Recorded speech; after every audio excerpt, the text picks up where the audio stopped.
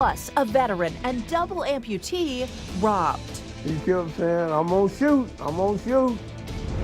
And the House passed a stopgap, but will the Senate follow suit? The last-minute negotiations as we inch towards a government shutdown. Now, ABC 7 News at 11, on your side. First at 11 o'clock, we are on Storm Watch. Crews are out in full force right now, preparing for that wintry mix that is moving in overnight. So it could mean a complicated commute tomorrow. Already, schools are responding. Prince William County is closed. Loudoun, Fairfax, and Washington County all on a 2-hour delay. So let's get right over to our chief meteorologist, Bill Kelly, with the timeline. How's this shaping up here, Bill? So good evening, guys. We're really looking at that 2 a.m. to 8 a.m. time frame. Some spots are going to be a little bit later. We'll get into those details in just a moment. This is 2 o'clock in the morning. Let me take you hour by hour. That's where I want to start you out tonight.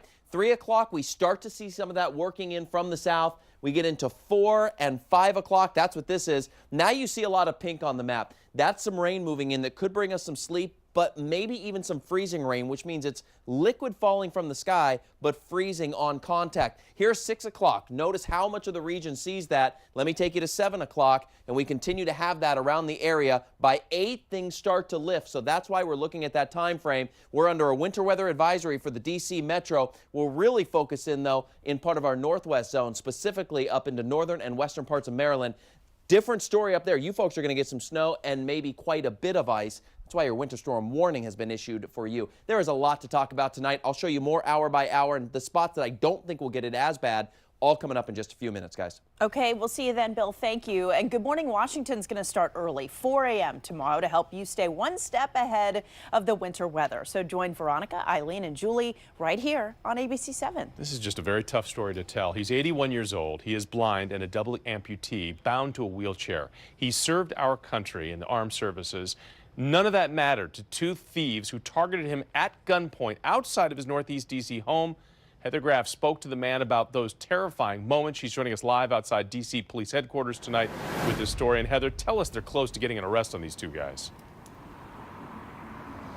Yeah, it's just one of those cases that really makes you cringe. But it was caught on camera, and tonight D.C. police hope that footage could lead to an arrest.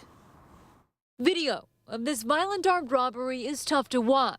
Even tougher when you get to know the victim. I knew that we were in trouble. Meet Alfred Barnes. I said, no. An 81-year-old veteran and double amputee who depends on a wheelchair to get around. It was very scary because I felt so helpless. You know, I couldn't do anything. That was Alfred's reaction to the crime that took place as a cab driver dropped him off here at his home on Franklin Street in Northeast D.C. He was getting ready to pull me out the back, and then I heard the commotion. Alfred is also blind, and while he couldn't see what happened, a neighbor's surveillance system offers a clear view of the 2 thieves who robbed him at gunpoint.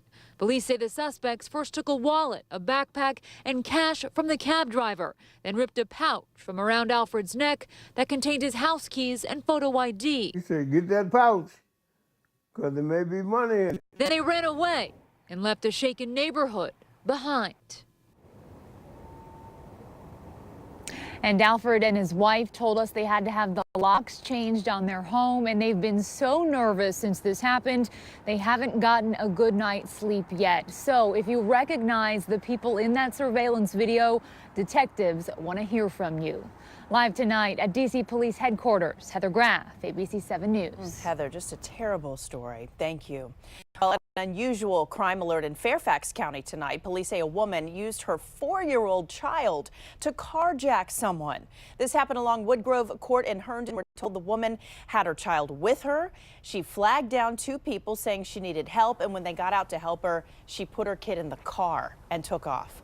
Prince George's County Police caught up with her. Now she's facing carjacking, grand larceny, and child endangerment charges. We're getting new information about a shooting on a Maryland high school campus. Tonight, 2 teenagers are charged with attempted murder. We understand they're going to be charged as adults.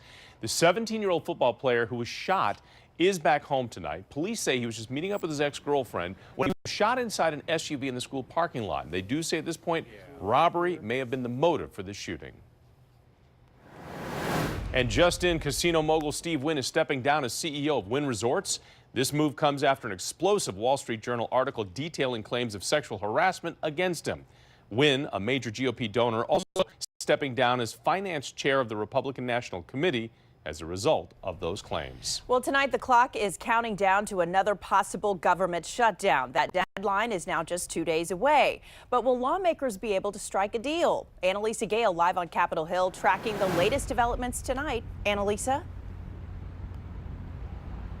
Allison, that's the big question tonight. Earlier today, President Trump saying that he would support a government shutdown if Democrats will not agree to his terms on immigration. He made that statement while talking about MS-13 with a room filled with lawmakers. Tonight, the House passed a stopgap bill to prevent a government shutdown on Thursday night, but it's expected to face several challenges in the Senate.